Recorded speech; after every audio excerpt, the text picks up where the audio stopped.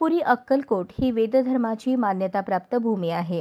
श्री स्वामी समर्थ महाराज यांच्या पीठावर 1938 मध्ये परमसद्गुरू श्री गजानन महाराज विराजमान झाले. तेव्हापासून अक्कलकोटचे नाव विश्वभर गेले याची पुष्कळांना जाणीव आहे. शिवपुरीमध्ये आता 12 मार्च या अतिपवित्र दिवशी विश्वाला ऊर्जा आणि दिशा देणारी जी वास्तू उभी राहणार आहे तिचे भूमिपूजन सकाळी 9:30च्या सुमारास होणार आहे.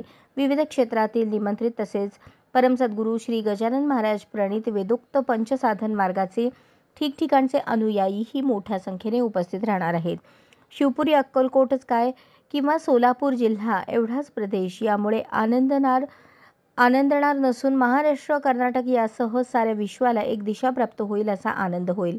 आतापर्यंत ठिकठिकाणी युरोप, अमेरिकेसह हाऊस ऑफ फायर अग्निगृहे निर्माण झाली, परंतु शिवपुरीचे एक वैशिष्ट्य आहे. या ठिकाणी 1969 मध्ये अद्वितीय असा सोमयाग संपन्न झाला. तो विश्वशांतीसाठी होता आणि जगभरातून त्याला प्रतिसाद मिळाला होता. आज कमीत कमी 60 देशातील लोक अग्निहोत्राशी परिचित असून ते नित्य अग्निहोत्र करतात. या यज्ञाच्या अनुकूल अनुभवाने ते इतर यज्ञ हवनही करत आहेत. या अग्निमंदिरात अग्निहोत्राशिवाय दुसरा कोणताही विधी होत नसतो. परमसद्गुरू एकदा म्हणाले, येथील वातावरण केवळ अग्निहोत्र मंत्रांनी तयार आणि पोषणयुक्त होते. या अग्निमंदिराचा परिसर शांततामय असतो. तिथे दुसरा कोणताही शब्द उच्चारला जात नाही. 12 मार्च हा दिवस निश्चित करण्याचे कारण म्हणजे याच दिवशी 1942 मध्ये परमसद्गुरूंना त्यांच्या श्रेष्ठ सद्गुरूंकडून पूर्णाभिषेक दीक्षा मिळाली.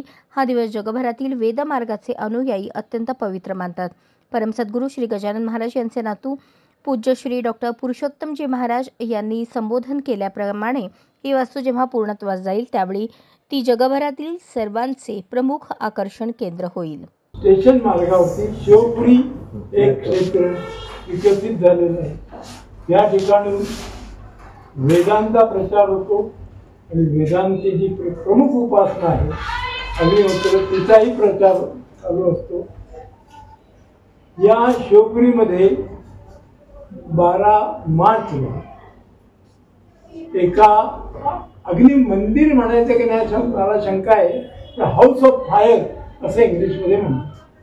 हाऊस ऑफ मंदिर म्हटलं की ती मूर्ती आहे का अशी संकल्पना येते.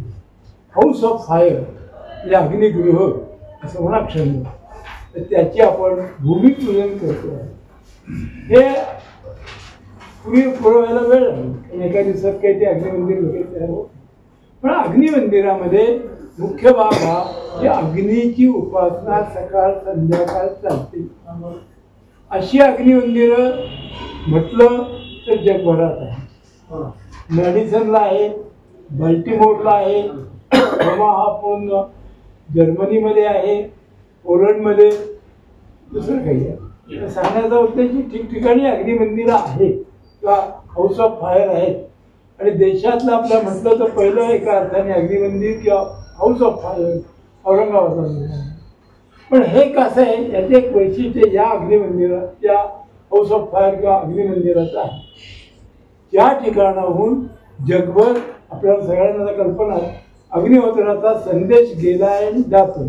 त्या अग्निहोत्राचं मुख्य केंद्र आहे आणि ज्या ठिकाणून भेदभाव विरहित सर्व काही चालतं.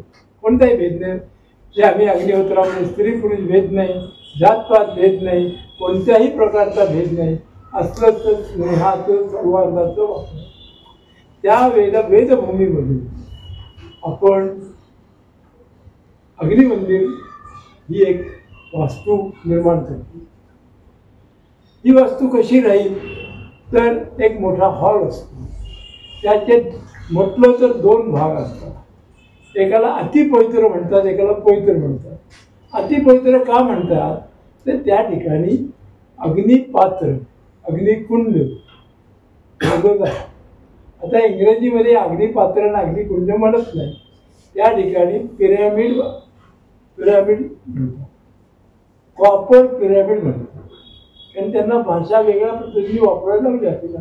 ज्या वेळेला पाश्चात्य देशामध्ये अग्निहोत्र सांगण्यात आलं तर कॉपर पिरॅमिड यज्ञकुंड करणार नाही ना. आपल्या देशात यज्ञकुंड त्यांना काय करणार नाही. यज्ञकुंड नाही, कॉपर पिरॅमिड.